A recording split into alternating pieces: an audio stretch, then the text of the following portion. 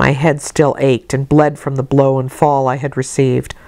No one had reproved John for wantonly striking me, and because I had turned against him to avert further irrational violence, I was loaded with general opprobrium. Unjust, unjust, said my reason, forced by the agonizing stimulus into precocious thoughts of transitory power. And resolve, equally wrought up, instigated some strange expedient to achieve escape from this insupportable oppression, as running away, or, if that could not be effected, neither eating or drinking more and letting myself die. What a consternation of soul was mine that dreary afternoon. How all my brain was in a tumult and all my heart in insurrection. Yet in what darkness, what dense ignorance was the mental battle fought. I could not answer the ceaseless inward question, why I thus suffered.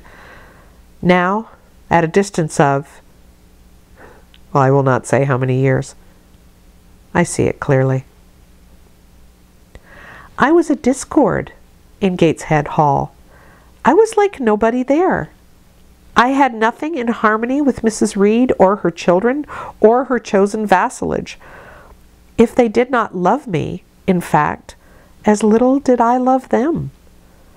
They were not bound to regard with affection a thing that could not sympathize with one amongst them, a heterogeneous thing, opposed to them in temperament, in capacity, in propensities, a useless thing, incapable of serving their interest or adding to their pleasure, a noxious thing, cherishing the germs of indignation at their treatment, of contempt for their judgment.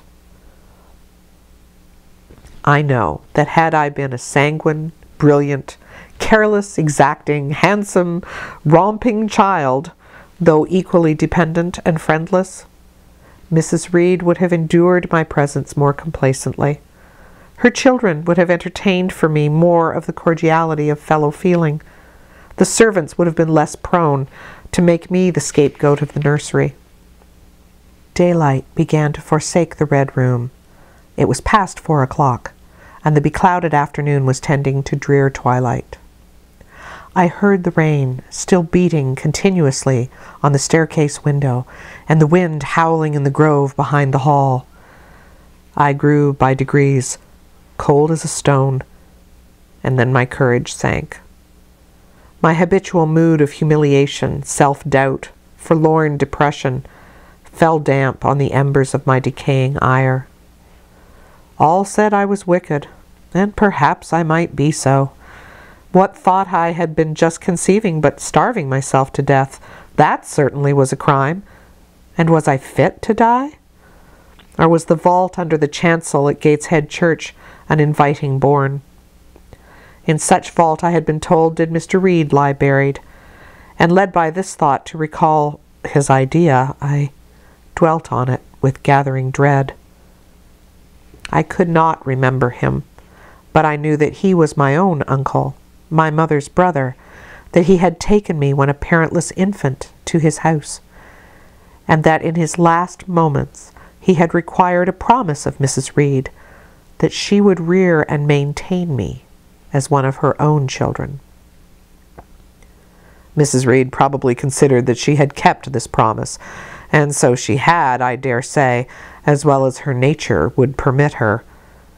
But how could she really like an interloper, not of her race and unconnected with her, after her husband's death, by any tie? It must have been most irksome to find herself bound by a hard-wrung pledge to stand in the stead of a parent to a strange child she could not love, and to see an uncongenial alien permanently intruded in her family group. A singular notion dawned upon me. I doubted not, never doubted, that if Mr. Reed had been alive, he would have treated me kindly. And now, as I sat looking at the white bed and the overshadowed walls, occasionally also turning a fascinated eye toward the dimly gleaming mirror, I began to recall what I had heard of dead men, troubled in their graves by the violation of their last wishes, revisiting the earth to punish the perjured and avenge the oppressed. And I thought Mr. Reed's spirit, harassed by the wrongs of his sister's child, might quit its abode, whether in the church vault or in the unknown world of the departed, and rise before me in this chamber. I wiped my tears and hushed my sobs, fearful, yes, lest any sign of violent grief might waken a preternatural voice to comfort me, or elicit from the gloom some haloed face bending over me with a strange pity. This idea, consolatory in theory, I felt would be terrible if realized. With all my might, I endeavored to stifle it. I endeavored to be firm. Shaking my hair from my eyes, I lifted my head and tried to look boldly round the dark room.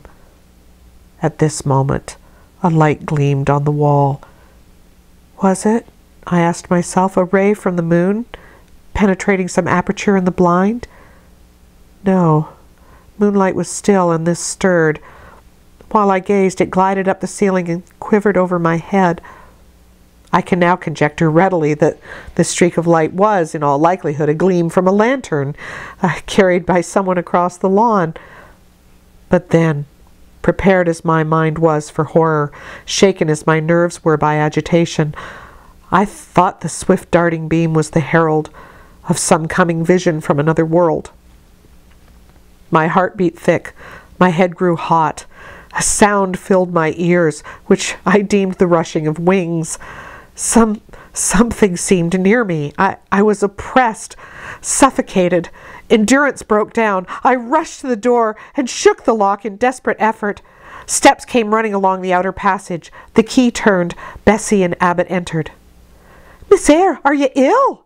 said Bessie. "What a dreadful noise! It went quite through me," exclaimed Abbott. "Take me out! Let me go into the nursery," was my cry. "What for? Are you hurt?" "Have you seen something?" again demanded Bessie. "Oh, I saw a light, and I thought a ghost would come." I had now got hold of Bessie's hand, and she did not snatch it from me. "She has screamed on purpose," declared Abbott in some disgust. "And what a scream! If she'd been in great pain, one would have excused it, but she only wanted to bring us all here. I know her naughty tricks." "What is all this?" demanded another voice, peremptorily, and Mrs. Reed came along the corridor, her cap flying wide, her gown rustling stormily. "Abbott and Bessie, I believe I gave orders that Jane Eyre should be left in the Red Room till I came for her myself." "Oh, Miss Jean screams so loud, ma'am," pleaded Bessie. "Let her go," was the only answer. "Loose Bessie's hands, child. You cannot succeed in getting out by these means, be assured.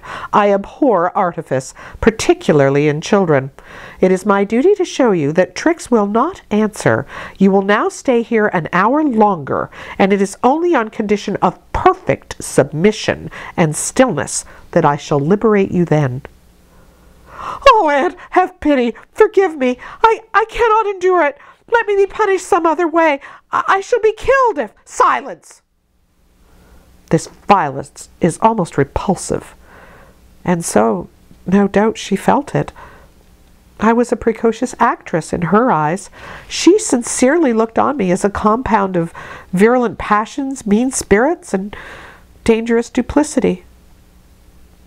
Bessie and Abbott having retreated, Mrs. Reed, impatient of my now frantic anguish and wild sobs, abruptly thrust me back and locked me in without further parley. I heard her sweeping away, and soon after she was gone, I suppose I had a species of fit. Unconsciousness closed the scene.